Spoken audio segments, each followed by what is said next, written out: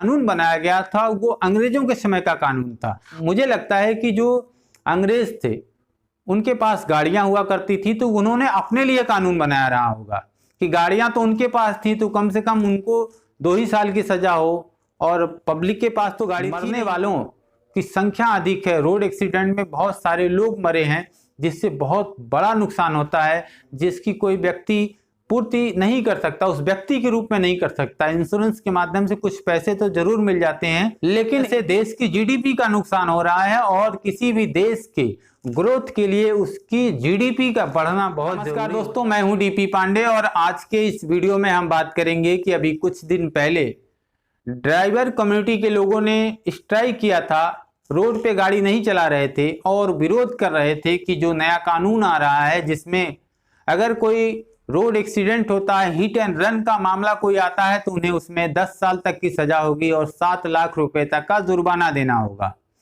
जबकि वर्तमान कानून ये कहता था, जो बहुत पहले से चला आ रहा है अंग्रेजों के समय से, कि अगर हिट एंड रन का कोई मामला है तो उसमें उस व्यक्ति को साल तक की सजा होगी। तो ये कानून जो वर्तमान कानून है और जो आ रहा है इसमें बहुत ज्यादा अंतर है, बहुत ज्यादा स्ट्रांग बना दिया गया है। उनका ये विरोध था कि ये नहीं चलेगा, पहले का कानून ठीक था। लेकिन आप समझिए इस बात को कि जो कानून बनाया गया था वो अंग्रेजों के समय का कानून था। मुझे लगता है कि जो अंग्रेज थे उनके पास गाड़ियां हुआ करती थी तो उन्होंने अपने लिए कानून बनाया रहा होगा कि गाड़ियां तो उनके पास थी तो कम से कम उनको 2 ही साल की सजा हो, और पब्लिक के पास तो गाड़ी थी नहीं। तो जो कानून अंग्रेजों के समय में बना उसमें क्या सुधार नहीं होना चाहिए? सुधार होना चाहिए।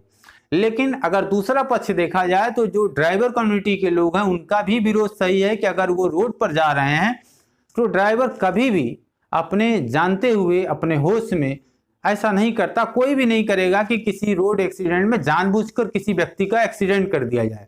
एक्सीडेंट एक संयोग होता है, एक दुर्भाग्य होता है कि किसी का एक्सीडेंट हो जाता है और उसमें व्यक्ति की मृत्यु हो जाती है। अगर उस सिचुएशन में ड्राइवर ठीक है तो क्या हुआ, ड्राइवर उसको हॉस्पिटल ले जाने लायक होता है? नहीं ले जा सकता, क्योंकि जैसे ही वहां रहता है पब्लिक एक बड़ी संख्या में आती है और उससे पीटती है। कई बार तो यह भी देखा गया है कि ड्राइवर बहुत घायल हो गए हैं और कईयों की तो मृत्यु हो गई है। तो इस डर से, इस भय से पहले ड्राइवर एक्सीडेंट होते ही, गलती किसकी थी किसकी नहीं थी वो बात की बात है, गाड़ी को लोग जला देंगे, फूंक देंगे, तोड़ फोड़ देंगे, बिना इस भय के, बिना इस संकोच के वो पहले भाग जाता है। जान सबको प्यारी होती है और कोई भी व्यक्ति भाग जाएगा। और नए कानून के हिसाब से क्या लगता है कि अगर कोई एक्सीडेंट होता है तो वो ड्राइवर उसको हॉस्पिटल ले जाएगा? कभी नहीं ले जाएगा। वो 5 हो, 7 हो, 10 लाख हो, 20 लाख हो, कोई भी जुर्माना हो, क्योंकि आप पब्लिक को ये बात नहीं समझा सकते।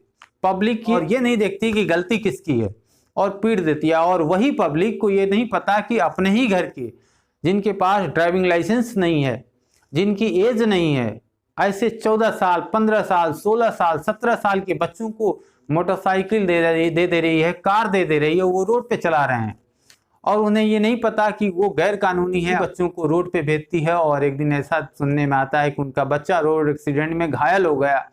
कई ऐसे बच्चे हैं जो बाइक उन्हें दे दी गई और रोड पे जा रहे थे और उनका एक्सीडेंट हो जाता है। तो बहुत सारी चीजें हैं जो पब्लिक को भी समझना चाहिए और ड्राइवर को भी इस बात को समझना चाहिए कि जो एक्सीडेंट हो रहा है वह भी एक परिवार का अपने सदस्य है, जिसकी वजह से उसके घर की जीविका चलती है। और किसी व्यक्ति का परिवार जिसमें 5, 6, 7 लोग, 8 लोग आश्रित हैं, अगर वो नहीं रहेगा तो उसका पूरा परिवार डिस्टर्ब होता है। और ये जो डिस्टरबेंस होता है केवल एक परिवार का नहीं होता है, ये पूरे देश का भी डिस्टरबेंस होता है। वो कैसे होता है, इसको थोड़ा सा इकोनॉमिकली अगर समझा जाए तो देश की जीडीपी का नुकसान होता है कि जो व्यक्ति का रोड एक्सीडेंट में जिसकी मृत्यु हो रही है वो एक परिवार का हो सकता है, जिम्मेदार आदमी हो, वो परिवार का अपने भरण पोषण कर रहा हो और उसके न रहने से उसका परिवार प्रभावित होगा। वो किसी इंडस्ट्रीज में काम कर रहा होगा, कारखाने में काम कर रहा होगा, उसकी दुकान रही होगी, वो खेती में काम कर रहा होगा। देश की जीडीपी में 17 से 18% का योगदान कृषि के क्षेत्रों से आता है। हो सकता है वो किसान हो, तो वो मरने वाला किसान होगा, व्यवसायी होगा, या किसी नौकरी में होगा, या किसी कोई कंपनी में, फैक्ट्री में मजदूर होगा। ये सारी सिचुएशन में देश के जीडीपी का ही नुकसान होता है, क्योंकि उसका बड़ी भूमिका होती है। एक्सीडेंट के पीछे ये भी देखा गया है कि जो ड्राइवर होते हैं वो शराब की नशे में भी गाड़ी चला देते हैं। उनके जो मालिक होते हैं, जो ड्राइवर, जिन गाड़ी के वो ड्राइवर हैं, वो उनका शोषण इतना ज़्यादा कर देते हैं कि कभी कभी उन्हें नींद आ जाती है और ऐसी स्थिति में भी एक्सीडेंट हो जाता है। कभी कभी ऐसे लोग भी होते हैं जो अनट्रेंड होते हैं, जिन्हें गाड़ी ठीक से चलाने नहीं आती, या कोई छोटी गाड़ी चलाए हैं और बड़ी गाड़ी चलाने लगे और अचानक जब कोई ऐसी सिचुएशन आती है तो उस गाड़ी को कंट्रोल नहीं कर पाते हैं और एक्सीडेंट हो जाता है।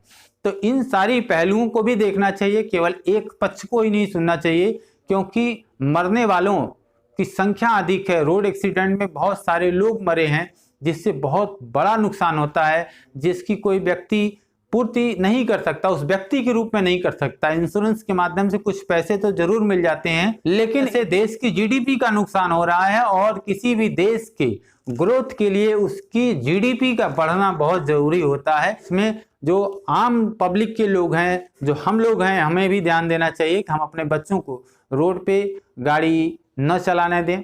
हम खुद अगर गाड़ी चला रहे हैं तो हम नींद में गाड़ी न चलाएं, हम ठीक से गाड़ी चलाएं। जिस गाड़ी को हमें चलाने नहीं आता उस गाड़ी पर हम न बैठें चलाने के लिए।